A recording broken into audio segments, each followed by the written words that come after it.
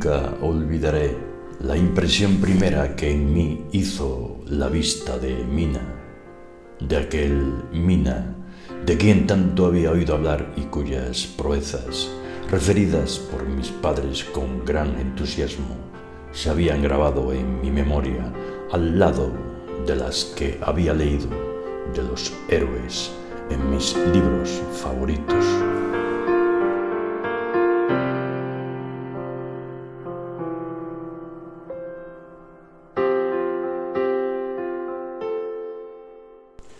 Le vi pasar montando en un soberbio caballo y asistido de un numeroso y lucido acompañamiento que salió a esperarle a bastante distancia del pueblo. Tenía Mina entonces 37 años, conservaba toda la fuerza y gallardía de la juventud. Su semblante era muy agradable y varonil, su mirada penetrante y expresiva. Vestía traje negro de paisano y correspondía a las vivas demostraciones de afecto con que el pueblo entero lo saludaba con urbanidad y modesto encogimiento. Tal lo juzgué viéndolo pasar desde los balcones de la casa de mis padres, y su figura vino a dar vida, realzándolo al cuadro que mi imaginación se había pintado.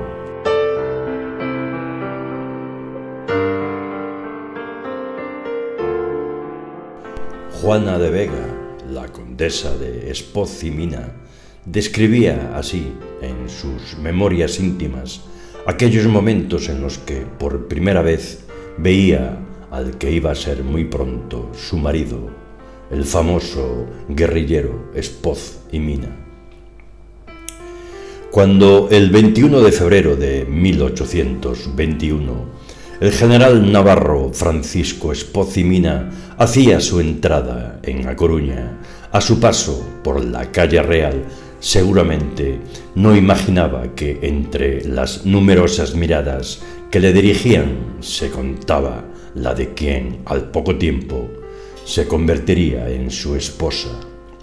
Aclamado por el gentío, el héroe de la guerra de independencia se encaminaba a tomar posesión de su cargo como comandante general del Reino de Galicia, con sede en una ciudad adicta y leal al constitucionalismo, como se había demostrado en la decisiva ocasión que había tenido lugar justo un año antes, cuando esta plaza albergó el alzamiento militar clave para el éxito del pronunciamiento de Cabezas de San Juan, con el que se había iniciado el trienio liberal. Desde un balcón de la casa de sus padres, Juana de la Vega Martínez y Losada, por entonces todavía una adolescente de 15 años, asistía impresionada al paso de Espoz y Mina y su cortejo. Hija única de una de las personalidades claves en el primer liberalismo coruñés, el fomentador de pesca y comerciante Juan Antonio de la Vega, Juana recibió en el hogar familiar una esmerada educación a cargo de profesores particulares, desde muy pronto salpicada por la pasión política gracias a las conversaciones sobre la causa liberal que mantenía con su padre. De hecho, la figura de Espoz y Mina había sido objeto ya de numerosos comentarios en la casa de los Vega, renovados sin duda a raíz de la reciente visita de su comisionado, el coronel Peón, a quien el padre de Juana había auxiliado para escapar a Portugal y Francia tras la malograda conspiración del mariscal de campo Juan Díaz Porlier en 1815. Por ello, no debe de extrañar que antes de contemplar su entrada triunfal, la joven Juana tuviera ya formado en su mente, equiparándolo entonces a los héroes de sus lecturas juveniles, un idealizado retrato del laureado militar que finalmente aparecía ante sus ojos. Solo un acontecimiento excepcional, ajeno a las celebraciones religiosas o festivas más tradicionales, podía justificar que tanto Juana como su madre se asomaran al balcón de su casa de la calle Real. Junto con el paso de las procesiones de Semana Santa y las mascaradas de carnaval, estos eran los únicos momentos en que las mujeres ocupaban unos balcones concebidos más como un signo exterior de prestigio, alusivo al estatus socioeconómico de la familia propietaria de la vivienda, que para propiciar el contacto o apertura de los espacios domésticos y sus moradores hacia la calle.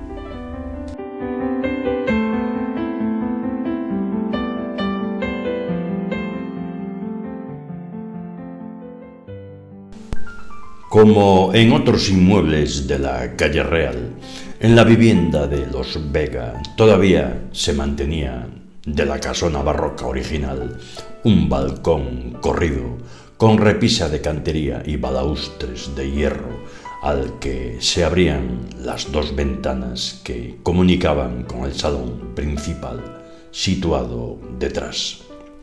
Resulta lógico pensar que una ansiosa Juana esperara en este salón familiar las señales que, procedentes de la calle, avisaron de la inminente llegada de Espoz y Mina. Tuvo lugar entonces, cuando el cortejo irrumpió en la calle Real, el momento en que Juana pudo salir al balcón y localizar con su mirada la gallarda estampa del general. Con su presencia en el balcón, la mujer tenía una oportunidad de asomarse momentáneamente a una limitada perspectiva del exterior, disfrutando de una pequeña porción del mundo, pero sin traspasar los límites de la protección del hogar y sus insoslayables condicionantes como lugar de la educación y la vida familiar. Frente a la más recurrida costumbre de atisbar tras los cristales y cortinajes de las ventanas, la salida al balcón implicaba una inusual situación de exposición pública, solo aceptada ante la circunstancia del paso de un personaje o acontecimiento que capitalizaba toda la atención, anulando la posibilidad de que aquellas mujeres asomadas al balcón se convirtieran en objeto preferente de las miradas de los transeúntes. Las propias palabras de Juana de Vega constituyen la mejor prueba de las miradas de admiración que entonces pudo dirigir el general Espoz y Mina, con un efecto sin duda acrecentado por la proximidad física que imponían la reducida amplitud de la calle y la misma circunstancia de que Mina hiciera su entrada a caballo. La extraordinaria impresión de aquella visión, corroborada por Juana en el recuerdo que años más tarde vertió sobre el papel al escribir sus memorias, daba así cumplimiento a la canónica prioridad de la admiración dentro de la jerarquía u orden de las pasiones. También en aquellos momentos Juana de Vega debió experimentar la atracción hacia el que habría de ser su marido, atracción hacia lo diferente, desde luego habitual en las relaciones entre hombre y mujer de la época, pero aquí, además, teñida por la romántica admiración hacia el laureado héroe militar. A continuación, las visitas de cortesía a la casa de los Vega sirvieron para que Mina pudiera intercambiar con Juana sus primeras palabras y miradas, comprobando la joven el fuego de la mirada, del general cuando relataba sus proezas. Las consecuencias nos hicieron esperar, y en el verano de aquel mismo año Mina le hizo llegar su propuesta de matrimonio, aceptada por Juana tras solicitar la autorización de sus padres. Se aprobó así un casamiento marcado por la gran diferencia de edad entre los 15 años de la adolescente y los 39 del maduro general. Ahora bien, lejos de los habituales matrimonios concertados, Juana reconocerá que, en ausencia de su padre de viaje en Madrid a la hora de aceptar el ofrecimiento de Mina, se atuvo solo al impulso de su corazón, en una elección completamente libre, sin duda todavía marcada por aquellos intercambios de miradas con su mitificado héroe.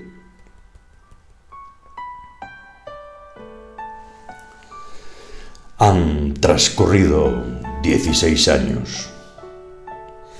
En abril de 1837, 4 meses después de su fallecimiento en Barcelona,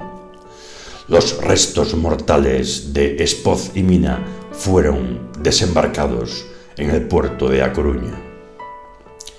depositados provisionalmente en la antigua iglesia de Santa Lucía y luego en la capilla recientemente edificada en el cementerio general de San Amaro. Su viuda consiguió, a finales de aquel mismo mes, los permisos civiles y religiosos para instalar el cadáver de Mina en su casa familiar de la calle Real. Tras años de residencia itinerante siguiendo a su marido, los pasos de Juana de Vega, ahora reconocida como condesa de Espoz y Mina, volvían a encaminarse a su hogar de infancia, que en adelante convertirá prácticamente hasta el resto de sus vidas en el lugar de su voluntario retiro. Viuda y sin hijos,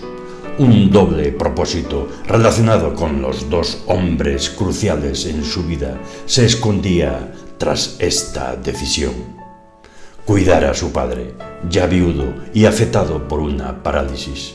y a la vez crear un espacio de memoria consagrado al recuerdo de su fallecido esposo. Frente a la mirada desde el balcón hacia la calle,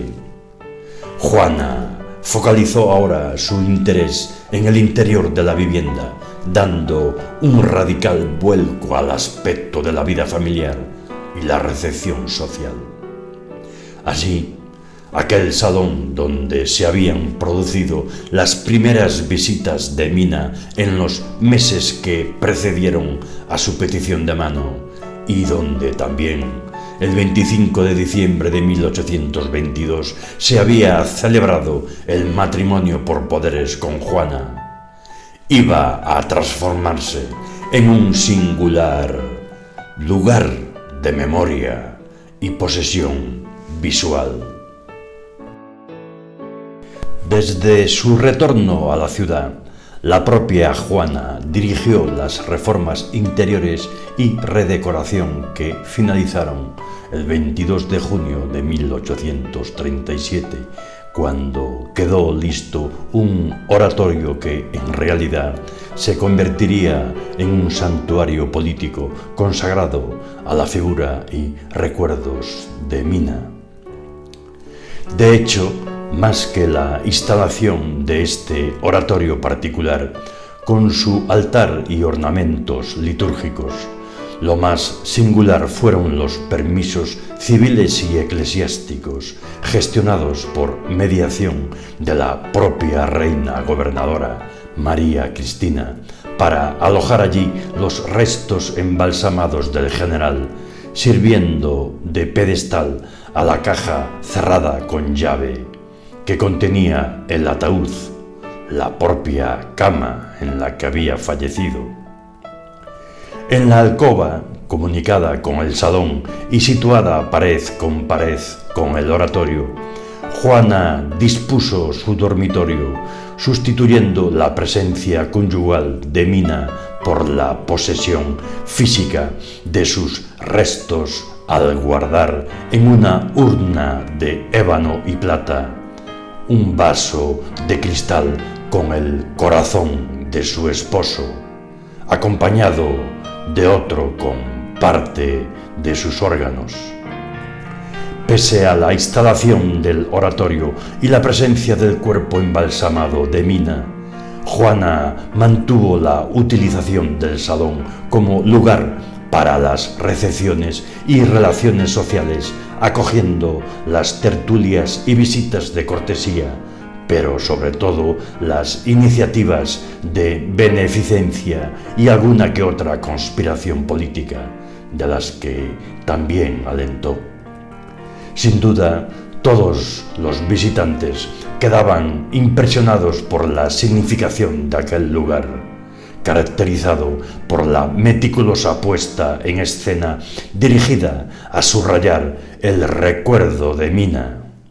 Los elementos decorativos más mundanos y habituales en los salones burgueses se sustituyeron por un uniforme recubrimiento de los muebles, paredes y ventanas con tapicería y cortinajes de color verde, color muy habitual en los interiores decimonónicos, pero además, en este caso, asociado a los liberales desde los tiempos del trienio liberal, en tanto que bustos y láminas representando a significativas personalidades y acontecimientos políticos se convertían en los anclajes significantes de este singular teatro de la memoria. El rechazo al mobiliario decorativo y de distinción habitual en los atiborrados interiores burgueses, puesto que en el salón solo se mantuvieron una librería y una gran mesa, tuvo continuidad en la renuncia personal de Juana a cualquier atuendo embellecedor y a la moda, vistiendo hasta el final de sus días de riguroso luto.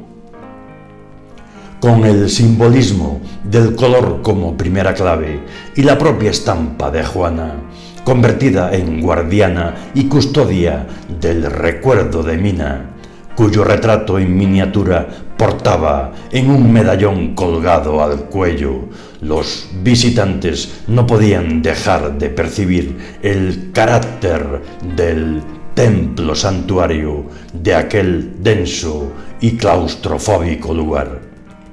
consagrado al recuerdo y adoración para algunos necrófila del héroe y mártir del liberalismo. Fue deseo de Juana que el santuario oratorio no se cerrara en torno a su mirada, sino que se mantuviera abierto para recibir visitas, incluso cuando la viuda no estaba presente en la casa, como ocurría durante las temporadas de verano y otoño, en que se trasladaba a la quinta familiar de San Pedro de Nos. Sin caer en la interpretación como un acto de locura de amor, ajeno a la fuerte y severa personalidad de Juana, sí conviene valorar las actuaciones de la viuda como uno de esos casos en los que el amor crea el espacio para el amor, aquí con las dimensiones de un espacio de culto y posesión, diseñado como una auténtica escena teatral iluminada por los principios del liberalismo al que ambos protagonistas, Juana y Francisco, consagraron su vida.